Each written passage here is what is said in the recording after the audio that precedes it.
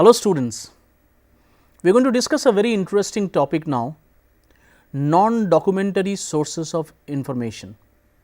You know, information is categorized into two aspects, documentary sources and non-documentary sources.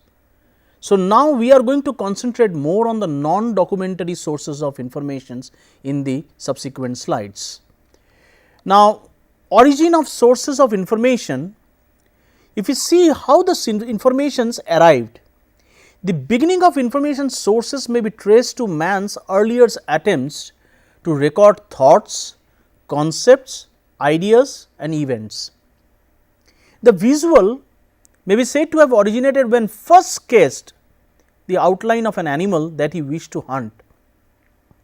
As he returned to look again at his sketch, he became aware of an important fact, that the sketch had the power to refresh his memory of his original concept. So, with the awareness, the concept of information sources, its rudimentary form may be said to have arisen, and other precursors soon followed, the visual component. So, what we are looking at it is that the every information which is extremely important for every person, even from the earlier days also. So, whatever informations or whatever act they have done, they have depicted the entire thing in the form of visuals. Now, some of these visuals are given in papyrus, like in paper, or some of these visuals are there in the walls, some of these visuals are engraved in different kinds of stones, which gives a clear picture that how that particular event or that particular component or that particular instance happened during that time. It gives a clear picture of that, and it depicted in those engraves or in those inscribes. So, origin of sources of information is a very important component, that how that actual information sources arrived to it. Now, how it all started? Early man recorded routes to good hunting and fishing areas, and maps began. So, see, this is a very important thing, like for example, every person wants to do hunting in a particular forest area using certain kind of instruments. Now, they have recorded this entire thing inscribed in a particular, what we call it, in a stone or in the caves. Now, that gives a clear depiction to the person that this place, these kind of animals were there, because animals pictures are there, and these kind of instruments are used for hunting purpose and all. Even that gives birth to different kinds of maps also. Locations were defined into it, and different finishing areas were given into it. So, this is extremely important into it. Man recorded his accomplishments and bibliographic sources arose like the Gilgamesh epic. For example, completed about 2000 BC, tells the story of a legendary Babylonian king and the biblical flood. So, what exactly happened, the entire depiction was given in the Gilgamesh epic. So, this is a very historical perspective to it. Prototype of almanacs could be observed. Information ancient Egypt, the Nile, the famous Nile river, endless, pulsating, throbbing with life, is sources of life but unpredictable. The Nile overflowed its banks, the Egyptian recorded the event. So, you can see this kind of an almanac given that what exactly happened for the Egyptians during in the Nile river. So, all the instances, all the events related to that particular Nile were all shown there. So, when a flood comes, what kind of measures should be taken, or what is the kind of duration of that particular flood, or how people it gets devastated over time period. So, that those depictions were all given. So, this is how the depiction of the earlier times were all shown there. The Nile overflowed again and the phenomena was recorded once again. As the years progressed, the Nile continued to overflow and the man continued to record the event.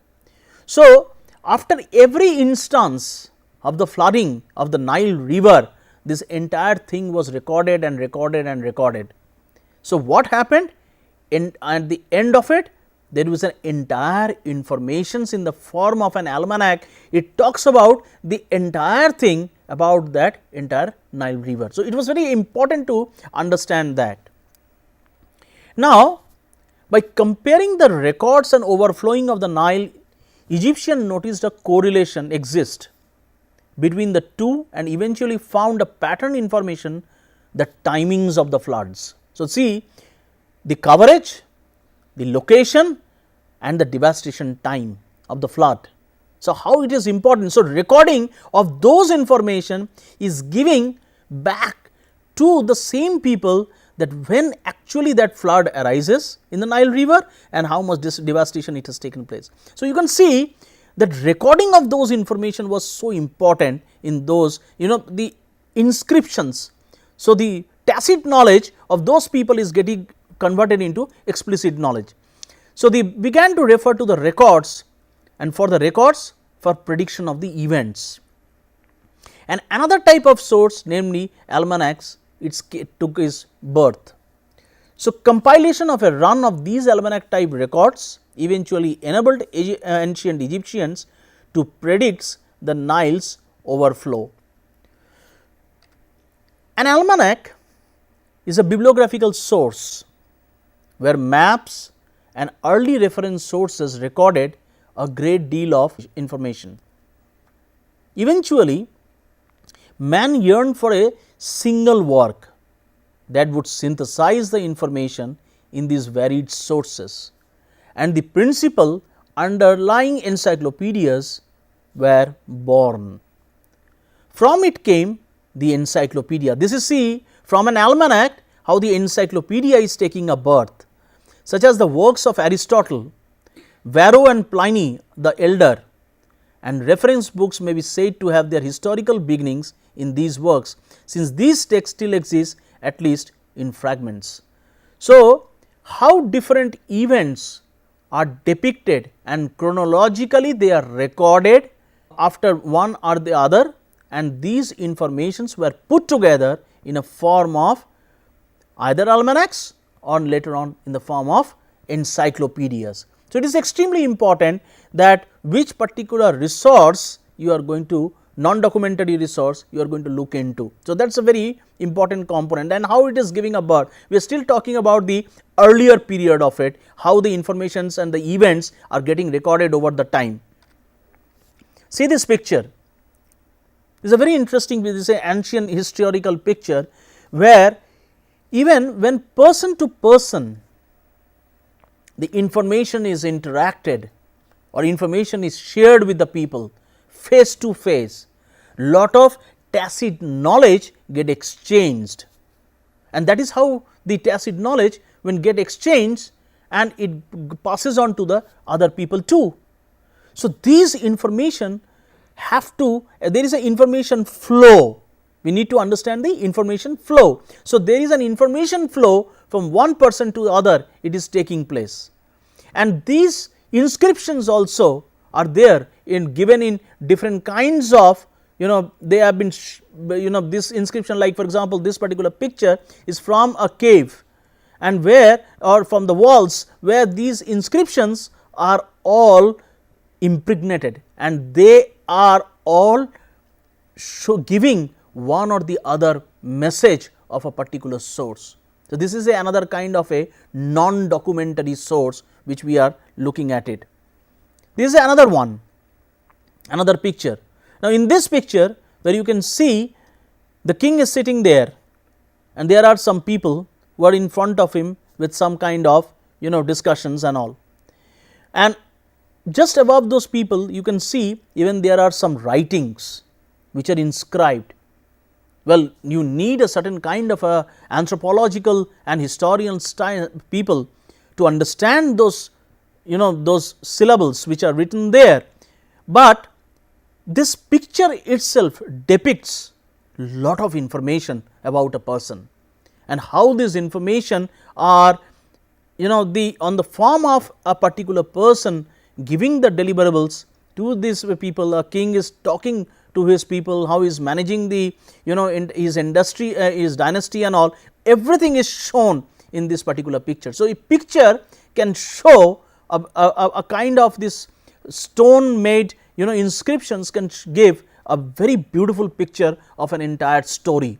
It can give birth to a very important story. So, this is we need to understand, and these how these inscriptions are actually related to different kinds of events, and they are related to in chronologically, they have been inscribed chronologically, because then only it gives birth to a complete information on that.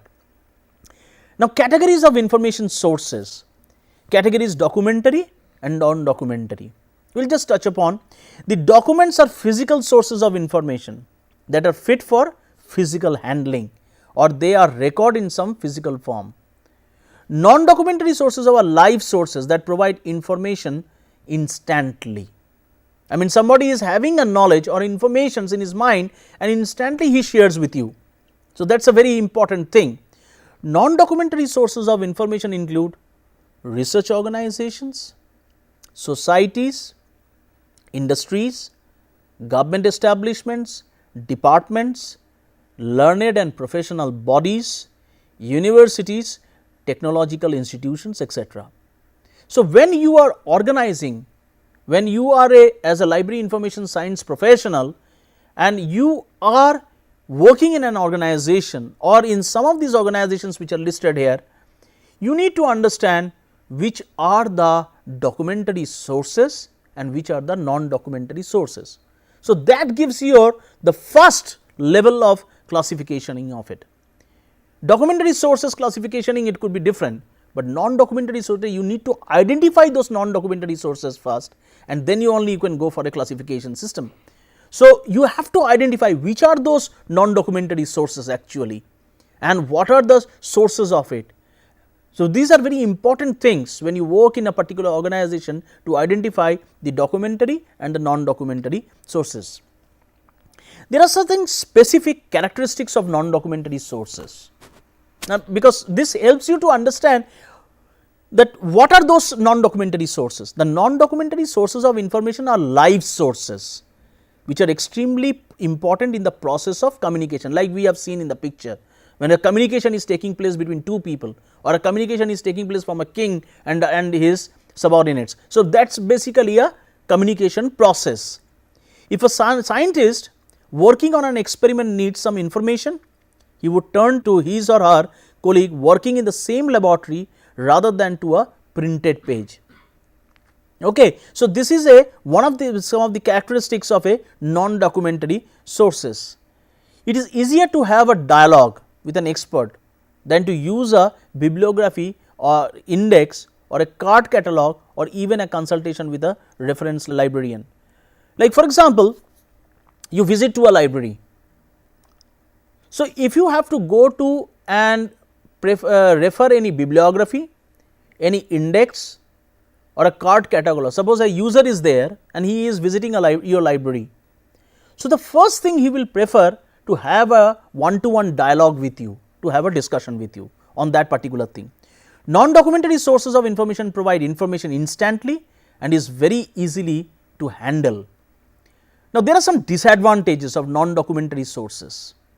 The main disadvantage of non-documentary sources of information is that it involves high cost when distance between the people is large, and that it also demands the use of highly sophisticated techniques like computer system, video conferencing, telephone, etc. Authenticity and reliability if there is no documentary evidence. So, this is very important. You need to understand what is authenticity and reliability. Government establishments, departments, universities, technological institutions, data centers, information centers, referral centers, clearing houses, consultants, technological gatekeeper, etc. Non-documentary sources of information also includes discussion with colleagues, visitors, participants of seminars and conferences. So, these are some of the characteristics of non-documentary sources, from where the non-documentary sources are evolving. Now, what is the role of a library? The library, through the referral service, provides access to important non-documentary sources of information, which may include the following types. Like number 1, research association. Resource association may establish a cooperative information centers. In such cases, there is a possibility of firm to firm discussion and exchange of information between the members of an association. The learned societies and professional institutions. So, we are taking each one of them one by one. A member of these bodies forms the core of a discipline or a profession. The headquarters staff help the members personally on professional matter, and sometimes they may direct the queries to the expert member of the body. Industrial liaison officer. These officers provide particularly the preliminary information needed to put a firm on the right track and for information which needs to be given personally and supported by practical advice in order to be fully effective. They visit the firms, explore their needs and problems and help them to find solutions, sometimes directly on the spot, more often by putting them in touch with specialized sources of information and assistance, or refer to some other specialist also. The most important thing is mass media. Mass media is a means of communication of information through broadcasting and telecasting, or a combination of these two for the masses, which is more effective than any other documentary sources. Like for example, this particular course where you are sending out the informations to the entire gamut of students are getting know about this particular course on this particular topic. So, this plays an extremely important role in the communication process, where from one channel entire crowd comes to know on a particular topic on that. Non-documentary sources, the categories, there are several categories we will look into now. First is humans. Under humans there are numerous categories. Some of the categories under the humans are like consultants. So, you need to understand which are the non-documentary sources you are referring to. You need to understand, because when you work in an organization there are several kind of people. So, number 1 is your consultants. A consultant is a professional who provides advice, usually on payment basis. There are various categories of consultants such as legal consultant, engineering consultant, education consultant and many more. Experts. An expert is a person who possesses sound knowledge on a subject, technique and so on. On many occasions we take the help of these experts to solve some problems. Resource persons. A resource person is a person who have intellectual power for giving outputs as per the situation. Like for example, in this case I am a resource person, and on this particular topic we are discussing and I am communicating with all of you students. So, this is what is a resource person is. So, there is a difference between an expert and a resource person. Okay. Then your extension workers. The meaning of the extension worker is varies depending on the context. Please remember the word context. Examples of extension workers are agriculture extension worker, medical extension worker, etc. Representatives of firms. A representative is a person who is employed by a firm for sales, promotion and allied activities. His or her activities among others include sales promotion, market survey, study of user reaction, identifying competitors in the field and locate prospective buyers and so on. Technological gatekeepers. A technological gatekeeper is a well informed person in a particular field, usually some scientist, technologist and professionals in business, etc., who have got a tendency to acquire information from various sources to keep himself abreast of the development in the field and to disseminate the information to the person or group who may be interested in the information. Last but not the least is the common man. In our day to day life, we come across plenty of common people and we get a large amount of information from them. The category 2 is on organization. Organization are also important sources of information. There are different categories of organizations and they provide different types of information. Information provided by an organization is generally considered to be authentic. When you are working in an organization, so you need to understand what kind of organizations you are. The first and the foremost thing is that you should understand your organization first.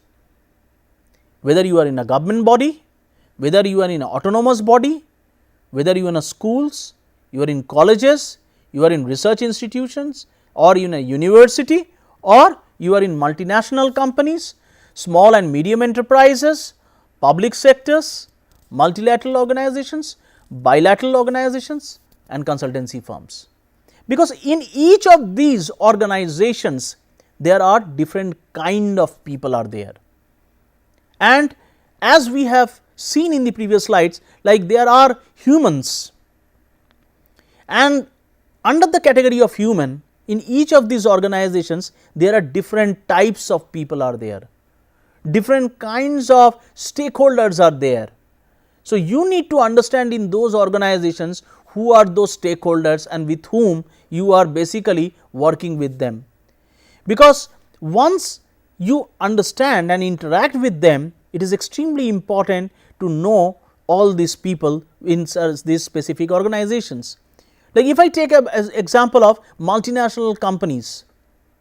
In multinational companies, it is basically nothing but a global company, where you have consultants, you have researchers, you have topmost scientists, you have an academicians also, and you have different types of technological gatekeepers, but they are not from one location.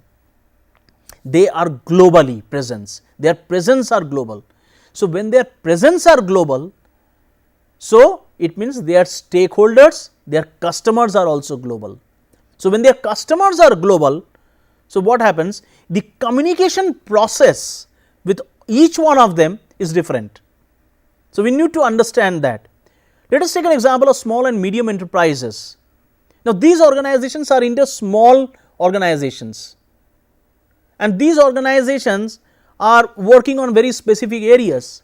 So, you can have different kinds of producers, you can have different kinds of consumers, you can have different kinds of vendors, you can have different kinds of people or technology experts, you can have different kinds of practitioners into that. So, what happens in these organizations, the people, the stakeholders are completely different, and so their communication process is also completely different. Then you have public sectors, you have multilateral organizations, bilateral organizations, organizations like World Bank, Asian Development Bank, SDC, European Union, delegation of the European Union, Ford Foundations, or you have the embassies. There you will find the different kinds of people are there. So, you need to understand which kind of human being you are basically interacting and having your communication. Now, when you do your communication process with all these people, there is an enormous amount of information is arising from them. They have their own tacit knowledge. Now, how these tacit knowledge gets converted into an explicit knowledge, that itself is a challenge. So, how their documentary knowledge it can be prepared based on their non-documentary, means their communication process can be converted into a documentary process after exchanging with them. So, it is extremely important. Like there is a consultancy firms, there are several kind of consultancy firms which could be global, which could be national, which could be local also. The consultancy firms working on specific areas, like for example, your consultancy firms like KPMG, Deloitte, Ernst & Young, they are working on several issues.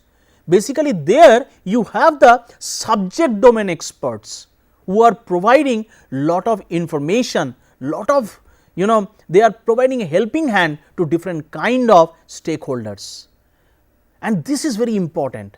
They do a lot of communication process, they provide the solutions to these people, and when they provide the solutions to these people, then it comes out in the form of a lot of documentary sources. It takes a shape also sometime.